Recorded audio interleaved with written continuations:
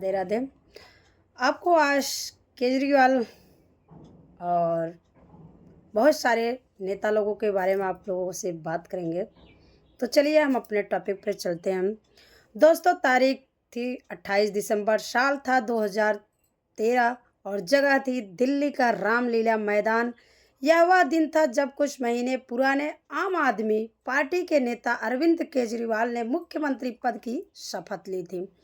जब केजरीवाल जी दिल्ली के मुख्यमंत्री बने तो लाखों हिंदुस्तानियों को लगा था कि उनके बीच कोई अपना आम अपना आम आदमी इतने बड़े पद पर पहुंच गया है। लोगों को लगा कि देश की पॉलिटिक्स में अब ईमानदारी का सैलाब आ जाएगा। अ, जैसा कि आप लोग जानते हैं, अब कट्टर ईमानदारी की नदियां बहने लगेंगी, मगर ये हो न सका। 8 फरवरी 2025 दिल्ली चुनाव के नतीजे आते हैं। केजरीवाल जी की आम आदमी पार्टी एक में से सिर्फ 22 सीटें लाकर शर्म के मारे यमुना जी के झाग में छिप जाती हैं।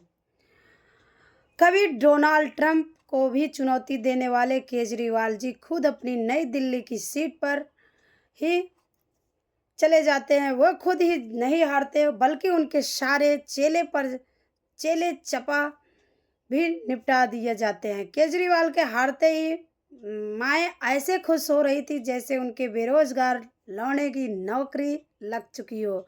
लौंडे ऐसे खुश हो रहे थे जैसे उनकी ओवर एज कुमारी बहन के अमेरिका से रिश्ता आ गया हो, और बेटियां ऐसे खुश हो रही थी जैसे लंबी छुट्टी के बाद उनका फेवरेट गोलगप्पा वाला भैया अपने गांव से लौट आया हो। मतलब एक आदमी जिसका साथ 10 साल पहले अपना एक खुशी का समय था, सिर्फ 10 साल के अंदर उसका सत्ता से बाहर चले जाना जाना लाखों लोगों के लिए खुशी की वजह बन गया। तो कैसे हुआ इस केजरीवाल युग का अंत? आखिर वो कौन सी वजह थी जिसने केजरीवाल को देश के राजनीति के फ्यूचर टेंस से देश की राजनीति का पास्ट टेंस बना दिया? आइए इसी बात पर करेंगे वीडियो। से सही लगे तो इसे अपने दोस्तों तक जरूर शेयर करना।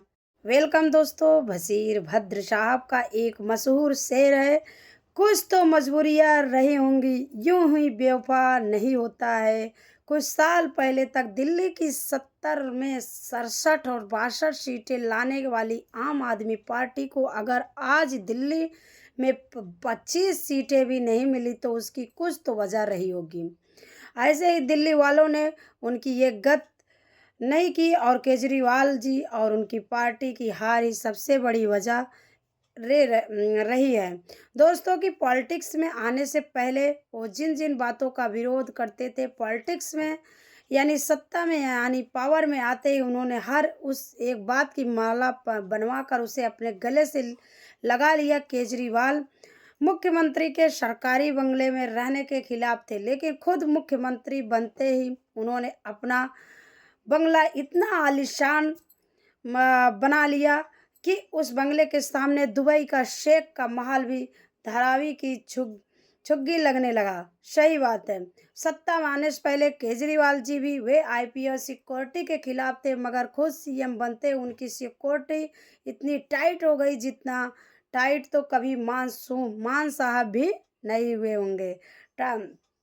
इंसान है कि इंसान है कि कौन? ये वही केजरीवाल थे जो बोलते थे कि अगर किसी मंत्री पर इल्जाम लगे जी तो उसे तुरंत इस्तीफा देना चाहिए, मगर फिर पूरी दिल्ली ने देखा कि जब उन्हीं पर शराब घोटाले का आरोप लगा और इस मामले में वो जेल गए तो इस्तीफा देना दूर, ये तो जेल रहकर भी सरकार चलाने लगे जी। मतलब जब मनीष सिसोदिया पर शराब घोटाले का इल्जाम लगा तो इन्होंने उन्हें ईमानदारी का दूत बनाकर और कर्तव्य की बूटी शुआकर फौरन उनसे इस्तीफा दिलवा लिया। मगर जब इन्हीं पर आरोप लगा और उनके इस्तीफा देने की बारी आई तो सामने वाले से 29 का पहाड़ा सुनाने के लिए बोलने लगे।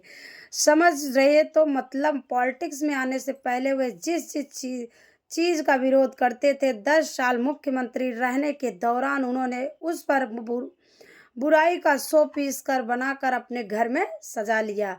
फिर क्या होना था, जनता ने वोट का बुलडोजर चलाकर उनका शीश महल ही तोड़ डाला। बिना नींबू लगाए उनके दांत खट्टे कर दिए। इससे पहले कि हम केजरीवाल जी के डाउन ऑफ पे आए, आपको वीडियो में आगे बढ़ते हैं हम, और आपको और बहुत सारी जानकारी देनी बाकी है। दूसरी बात, तो केजरीवाल जी और उनका पार्टी को ले डूबी थी उनकी मौका परस्ती। कुछ लोगों का यहाँ तक मानना है कि केजरीवाल ही सिद्धांतों की राजनीति की बात तो करते हैं, लेकिन हकीकत में उनके जैसा मौका परस्त नेता उन्होंने आज तक नहीं देखा। और यह सारा कमेंट उनके नज़दीकी लोगों ने ही उन पर किया है। कुछ एग्जाम्पल्स देखिए।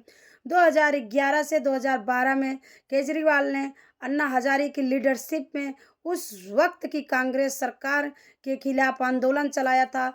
वो दिन रात कांग्रेस को करप्ट बताते थे, लेकिन 2013 के इलेक्शन में जैसे ही उनकी थोड़ी कम सीटें आई और सरकार बनाने के लिए उन्हें कुछ सीटें चाहिए थी, तो उन्होंने उसी कांग्रेस का सपोर्ट लिया जिसे वो 2 साल से भिगो भिगो कर गीली चप्पलें मार रहे थे। बताओ, अभी सरकार बनाए 25 दिन भी नहीं हुए थे, केजरीवाल को लगा कि मैं तो देश के पीएम भी बन सकता हूँ। तभी वो दिल्ली की सरकार से इस्तीफा कर देकर मोदी के खिलाफ चुनाव लड़ने वाराणसी चले गए। जब यहाँ बात नहीं बनी तो दिल्ली आकर यहाँ के लोगों से माफ़ी मांगने लगे कि मुझे वह नहीं जाना चाहिए था, मुझे कांग्रेस सपोर्ट में नहीं लाना चाहिए था। मगर 2024 के इलेक्शन में जब उन्हें बीजेपी को हराना था, तो उन्होंने उसी दिल्ली में उसी कांग्रेस के साथ लोकसभा में फिर से समझौता कर लिया।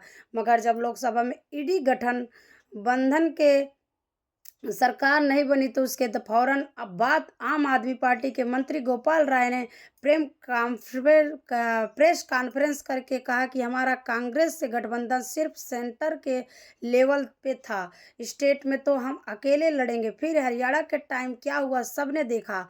केजरीवाल हरियाणा में कांग्रेस के साथ गठबंधन को तैयार नहीं हुआ, जिसके चलते हरियाणा में कांग्रेस को 4 बार से 5 सीटों का नुकसान हुआ। जब केजरीवाल जी हरियाणा में कांग्रेस के साथ नहीं आए, तो फिर कांग्रेस भी दिल्ली में केजरीवाल के साथ आने से क्यों आती, बताओ। और कांग्रेस के साथ चुनाव न लड़ने की यही गलती केजरीवाल को भारी पड़ गई। तमाम आंकड़े बता रहे हैं कि सिर्फ कांग्रेस के साथ हम गठबंधन करा सकते हैं। सॉरी, गठबंधन न करने की वजह से हम आम आदमी पार्टी ने दिल्ली में 13 सीटें गंवाई हैं। यहाँ तक नई दिल्ली की जिस सीट पर केजरीवाल 4000 वोटों से हारे हैं, उसी दिल्ली सीट से कांग्रेस के संक्षिप्त दीक्षित को 45,000 वोट से मिले हैं।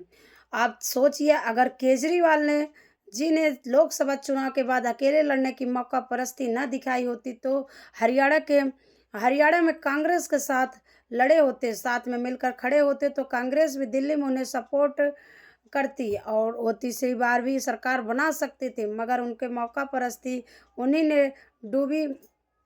ने ले डूबी। और एक बात, जो केजरीवाल जी किसी दिल्ली वाले संसद नहीं आई थी, वह उनका दिल्ली के एलजी के साथ सास बहू की तरह रात कलेश करने वाला केजरी जी 10 साल तक दिल्ली के सीएम रहे। इस दौरान वह 1.5 साल तो वही रोना रोते थे कि मुझे एलजी काम करने नहीं दे रहा है। इसमें कोई दो राय नहीं है कि एलजी के साथ उनके कुछ व्यूज थे कि वो हो सकता है केजरीवाल सरकार के काम में अड़ंग लगाएंगे, लेकिन जो भी केजरीवाल जी को इसी सिस्टम में रहकर काम करना चाहिए था। आखिरकार जब शीला जी भी दिल्ली की मुख्यमंत्री थी, तब भी वह दिल्ली की यही व्यवस्था की, तब भी 6 साल तक वाजपेयी जी की सरकार भी सेंटर में। मगर शीला जी के टाइम तो दिल्ली में बहुत सारा काम हुआ था, मगर केजरीवाल जी एलजी का इतना रोना रोया कि लोग उनके रोज रोज के रोने से तंग आ गए थे। एक टाइम के बाद दिल्ली वाले भी सोचने लगे कि अगर उनकी पार्टी को फिर से जिता रहेंगे, तो इन्होंने फिर से यही बोलना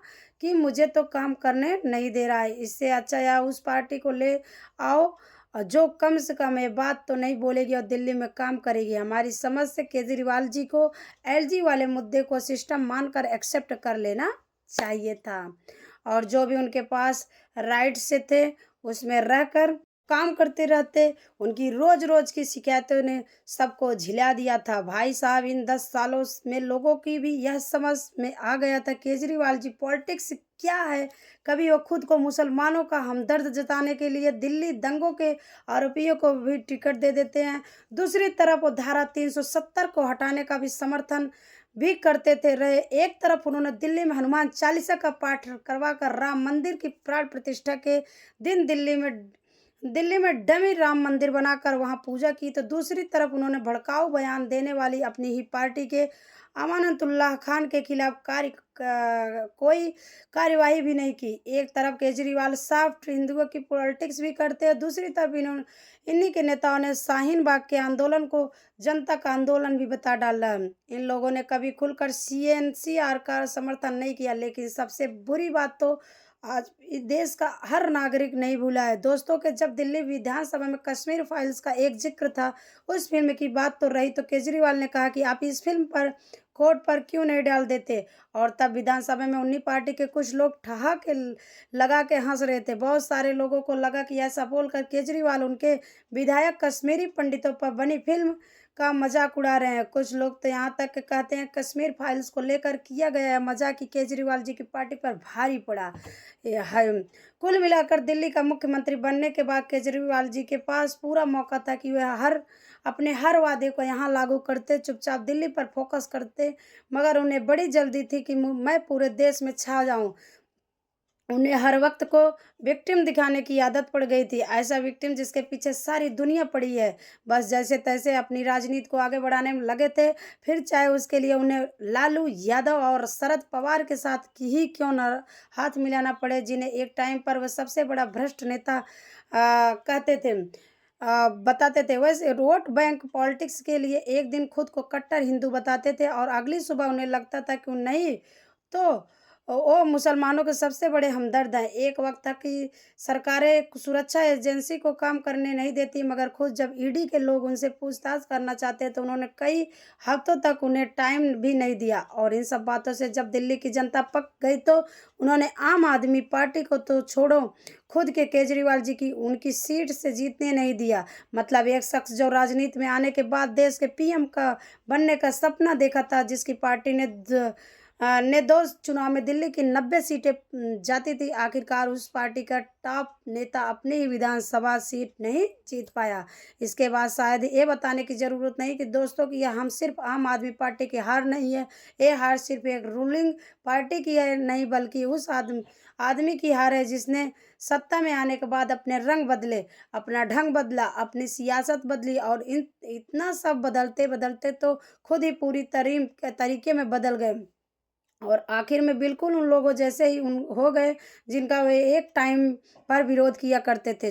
जी, ऐसा नहीं है कि यहाँ से केजरीवाल की पार्टी फिर से खड़ी नहीं हुई सकती, लेकिन इससे पहले उन्हें लोगों को एक बार फिर से समझाना होगा कि आखिर उनकी पॉलिटिक्स, उनकी राजनीति क्या है। जो चाहते हैं कि क्या वह सच में दोबारा से सादगी की राजनीति करेंगे, खुद के अलावा हर दूसरी पार्टी को गाली देंगे, या फिर वह कुछ बोले बस इंतजार करेंगे अपनी बारी का। क्योंकि जब आपको एक बार सिकोटी की आदत पड़ जाए तो आपको शीश महल के शीशों में देखकर मंजन करना और बाल संवारने की लत लग जाए तो फिर दोबारा से नॉर्मल बाथरूम के शीशे में कंघी करना अपनी शान के खिलाफ लगता है। आदमी को ही नहीं बाप देखते हैं कि केजरीवाल जी इस हार से क्या सबक लेते हैं। बाकी दोस्तों, आप लोग दिल्ली के नतीजों पर क्या सोचते हैं? केजरीवाल जी के इस डाउन ऑफ पर आपका क्या कहना है? कमेंट करके ज़रूर बताना, क्योंकि आपका हर कमेंट हमारे लिए इम्पोर्टेंट है। और ये वीडियो आपके हर दोस्तों से तक शेयर करना। और हाँ, जाने से पहले आप लोग प्लीज़ वीडियो को लाइक कमेंट करके ज़रूर जाना। जितने भी मेरे न्यू व्यूअर्स होंगे वो लोग चैनल को सब्सक्राइब कर लेंगे, और जितने हमारे अपने यूट्यूब फैमिली होंगे वो लाइक कमेंट ज़रूर करेंगे। और ऐसी वीडियो अगर आप लोगों को पसंद आए तो प्लीज़ कमेंट करके ज़रूर बताना। हम ऐसे ही वीडियो आप लोगों के लिए बराबर लाते रहेंगे। तो मिलेंगे अपने नेक्स्ट टॉपिक पर आप लोगों के साथ। तब तक के लिए जय श्री कृष्ण, राधे राधे।